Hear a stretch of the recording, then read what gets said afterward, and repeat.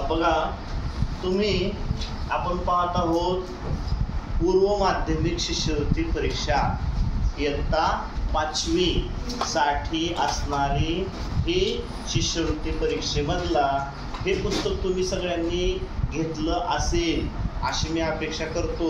कारण आता आपला संवाद धडा चालू आहे, आपल्याला लवकरात लवकर अभ्यासक्रम संपवायचा आहे। त्याच्यानंतर भरपूर प्रश्नपत्रिका घ्यायची, वेगवेगळ्या प्रकारचे प्रश्न सोडवायचे आहेत, म्हणजे आपल्याला चांगल्या प्रकारे चांगले मार्क मिळू शकतील। ठीक आहे। तर हे पुस्तक, या पुस्तकामधला स्वाध्याय 6.2 मधला पहिला प्रश्न बघा, हे शेवटचे तीन पुन्हा 2 पुन्हा 1 म्हणजे काय झालं 5,79,689। तर इथं चौकोनात कोणता अंक येईल म्हणजे ही मोठी संख्या होईल।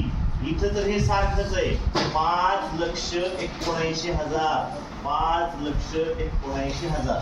आता आहे इथं 600 म्हणजे 600 पेक्षा इथं मोठा अंक असला पाहिजे। 600 पेक्षा मोठा अंक कोणता असेल, इथं अंक 7 टाकला तरच, म्हणजे 5,7,9,788 म्हणजे 5,79,788 ही संख्या मोठी आहे 5,79,689। हे सुद्धा वाचता आलं पाहिजे, हे वाचा।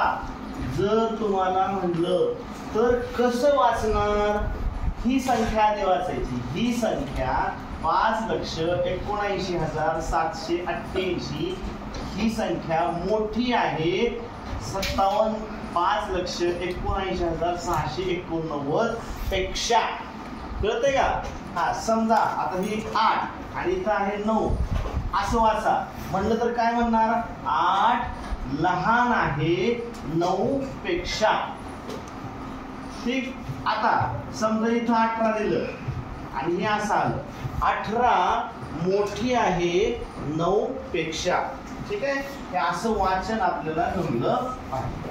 ठीक आहे। आता या संख्या योग्य क्रमाने, योग्य क्रम म्हणजे लहान चढता क्रम, कधी पण योग्य क्रम कोणता असतो, 1 2 3 4 5 6 7 8 9 10 हा योग्य क्रम।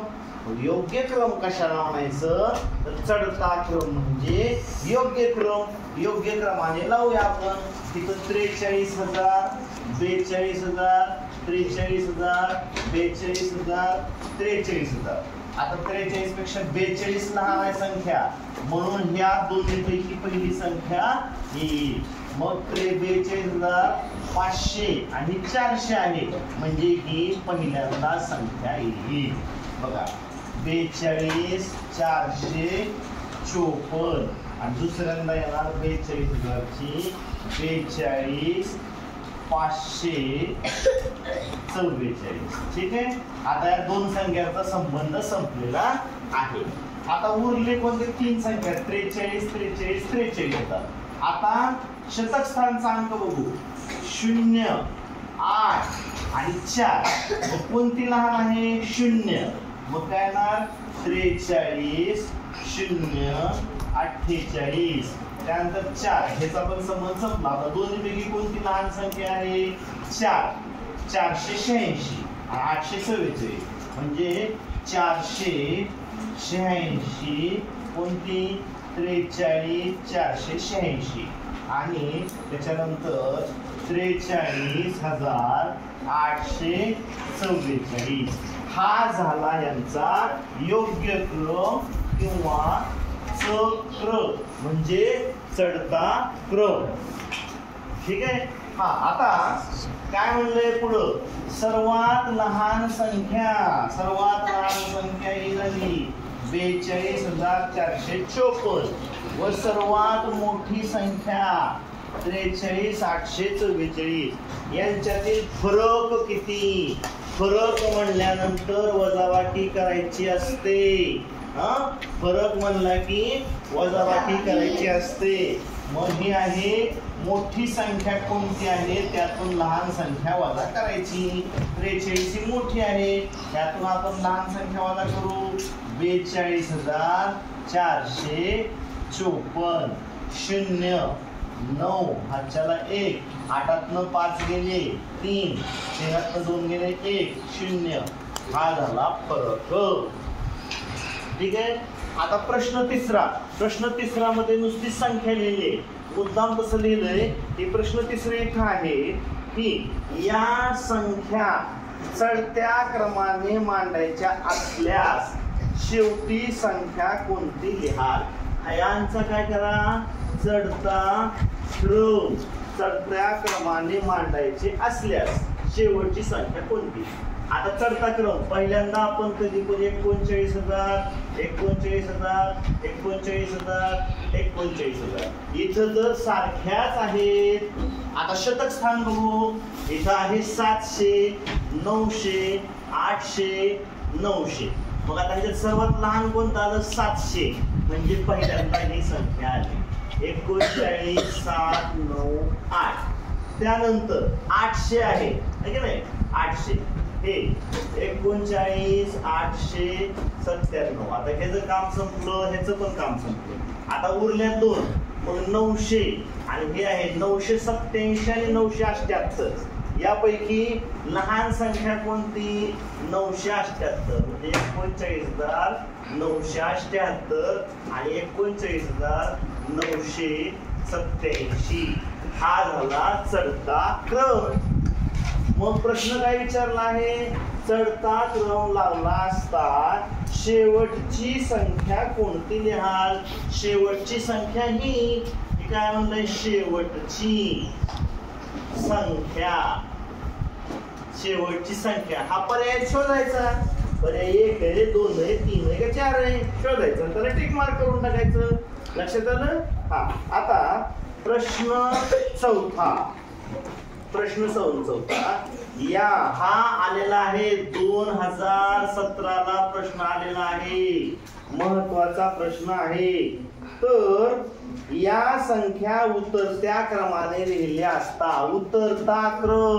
उतरता क्रम म्हणजे मोठी संख्या लहान लहान लहान उतरता क्रम. बघा चढता क्रम कसा असतो, 1 2 3 4 असा चढता क्रम झाला. उतरता क्रम कसा, 4 3 2 1, म्हणजे लहानापासून मोठ्यापर्यंत गेलं की चढता क्रम आणि मोठ्यापासून लहानाकडे गेले की उतरता क्रम. उतरता क्रम. मग आपल्याला काय म्हणलंय आता ह्यांनी, चढत्या क्रमाने लिहिल्यास. प्रश्न चौथा काय म्हणते, उतरत्या क्रमाने आपल्याला लिहायचं आहे. आता 4 लाख आपण बघता काय करतो, 4 लाख 4 लाख 4 लाख 4 लाख. लाखावर संख्या सारख्याच आहेत. आता मोठी संख्या शोधायची आपल्याला पहिल्यांदा, की 97,000 98,000 97,000 98,000. मग आता मोठी कोणती आहे, 98,000, म्हणजे ही संख्या पहिल्यांदा येणार, म्हणजे 4,98,989. ठीक आहे. हा आता उरलेल्या 3 संख्यांपैकी मोठी कोणती बघायची आता. 97 97 97. हा ठीक आहे. आता हे 97चं पण संपलं, 497 497 497 संपलं. आता 998 889 999 ह्याच्यामध्ये कोणती मोठी आहे, मग 999, म्हणजे ती संख्या येणार 4,97,999. आता ह्या संख्येचं सुद्धा काम संपलं.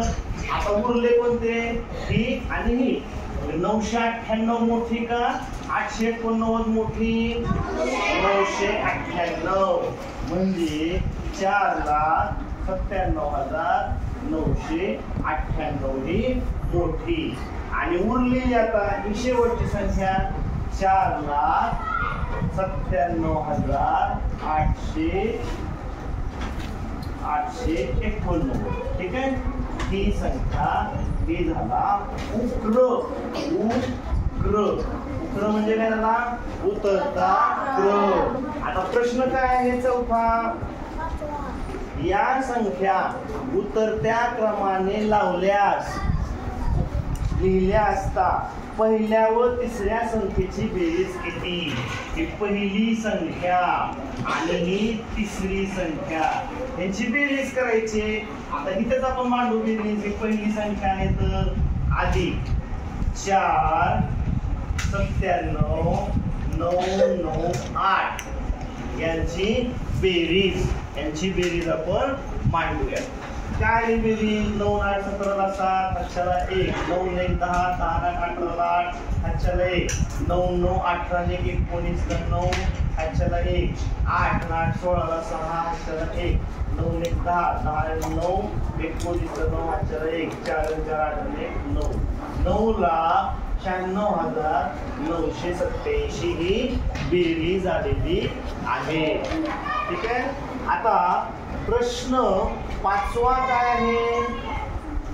प्रश्न पाचवा सुद्धा 2019 ला विचारलेला आहे. 2019 ला विचारलेला आहे म्हणून त्या प्रश्नाचं महत्व आहे. ठीक आहे. मग आता प्रश्न पाचवा काय आहे? या संख्या उतरत्या क्रमाने लावल्यास आधी उतरता क्रम लावून घेऊ. उक्र म्हणजे उतरता क्रम. उतरता क्रम म्हणजे मोठ्या संख्येपासून लहान संख्येपर्यंत. मोठी संख्या कोणती आहे? 32,000 32,000 32,000 32,000 सगळ्या सारख्या आहेत. त्याच्यामुळे पहिल्या अंकाचा काही संबंध नाही. आता शतक 300 300 200 आणि ते 100 म्हणजे ही दोन संख्या लहान आहेत. आता ह्या दोन्ही पैकी मोठी संख्या शोधायची. 321 मोठे का 312? 321. मग 32 321 ही संख्या मोठी आणि 32 312 हे त्याच्यापेक्षा लहान. आता उरल्या दोन संख्या. याच्यापैकी मोठी संख्या कोणती? 231 का 123? 231. मग 231 आणि 123. हा हे झालं आपण लिहिलं. 231 अशी घ्यायची आपल्याला. 32 231 आणि 32 123. आता प्रश्न काय म्हणला आहे? पहिली व तिसरी संख्या यांची बेरीज कोणती? ही पहिली दुसरी तिसरी यांची बेरीज किती? चला बेरीज करू. पहिल्या संख्यामध्ये तिसरी संख्या ऍड करू. काय आहे? 32 231 यांची बेरीज करूया. 1 1 2 3 2 5 3 2 5 2 2 4 3 3 6 ही झाली बेरीज. पर्यायामध्ये बघायचा शोधायचा. सोपं आहे ना? Okay thank you.